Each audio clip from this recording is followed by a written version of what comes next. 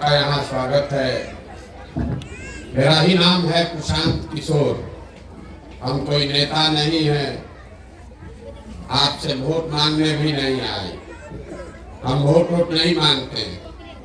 लोग पूछता है कि भैया वोट नहीं मांगिएगा, बताइएगा नहीं वोट किसको देना है, तो बिहार सुधरेगा कैसे।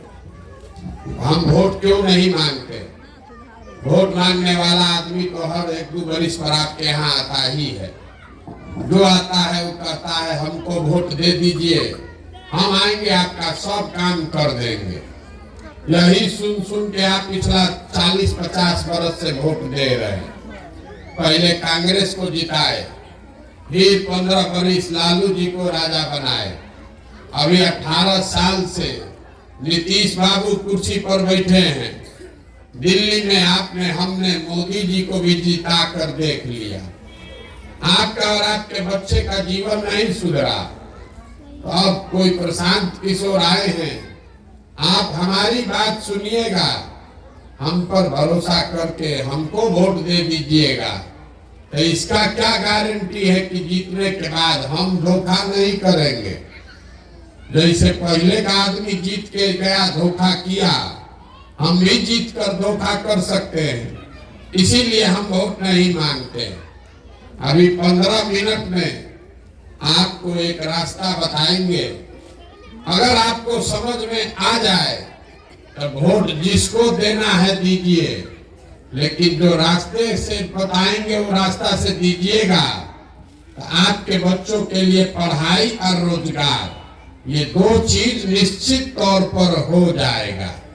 आप बात को सुनिए, समझिए, ठीक लगे तो अपनाइए, और न ठीक लगे तो जैसे जिंदगी चल रहा है वैसे चलाइए। रास्ता बताने के लिए हम भाषण नहीं देंगे। अभी 15 मिनट में 4 गो सवाल पूछेंगे। हर आदमी को उस सवाल का जवाब देना है। हाँ या ना बोलना है हाथ उठा के। ठंडा बहुत है लेकिन हाथ निकालिए साल से। हाथ उठाकर हाँ चाहे ना बोलना है। बोलिएगा तो बुझाएगा और ना बोलिएगा तो नहीं बुझाएगा। अभी राउत साहब बता रहे थे कि पढ़ाई बहुत जरूरी है, शिक्षा होना चाहिए। इसी से शुरू करते हैं। सब आदमी, जितना लोग आप आए हैं, जरा सोच के बताइए, आपके गांव पंचायत में और कुछ हो या न हो, आपके बच्चों के पढ़ने के लिए अच्छी व्यवस्था होनी चाहिए कि नहीं होनी चाहिए? सबका हाथ उठाकर जोर से बोलना है। हाथ उठाइए और जोर से बोलिए, होना चाहिए कि नहीं होना चाहिए? हम नहीं बोले, 2 बार हिलाने पर ही बोले, लेकिन आप ही ने बोला कि हाँ भैया पढ़ने का व्यवस्था तो होना चाहिए। चाहे आप खुद पढ़े लिखे हैं या अनपढ़, आप अगड़े हैं या पिछड़े, आप हिंदू हैं या मुसलमान, गरीब या अमीर, सब ने कहा कि भैया पढ़ने का व्यवस्था होना चाहिए। क्योंकि इतना समझदारी सब में है कि अगर आपका बाल बच्चा पढ़ लिख जाए, पढ़ लिख के नौकरी रोजगार पा जाए, तो कोई मुखिया बने, कोई विधायक बने, कम से कम आपके बच्चे का जीवन सुधर जाएगा। इतना बात आप सबको बुझा रहा। तो जितना आप समझदार लोग यहाँ बैठे हैं, सब आदमी जरा एक बार अपने अपने बच्चों का चेहरा याद कर लीजिए और अपने बच्चों के नाम पर एक बार ईमानदारी से बताइए, आप में से किसने जीवन में एक बार भी बच्चों के पढ़ाई के लिए वोट दिया है? देखिए गांव का दुर्दशा। एक आदमी ने भी आज तक पढ़ाई के लिए वोट नहीं दिया। अभी कितना जोर से आप बोले हैं, ए भैया पढ़ाई होना चाहिए, लेकिन आपने पढ़ाई के लिए वोट नहीं दिया। यहाँ जितना आदमी बैठा है, सबको बुझा रहा है कि यहाँ एगो फैक्ट्री लग जाए तो आपके बाल बच्चों को यही रोजगार मिल जाएगा।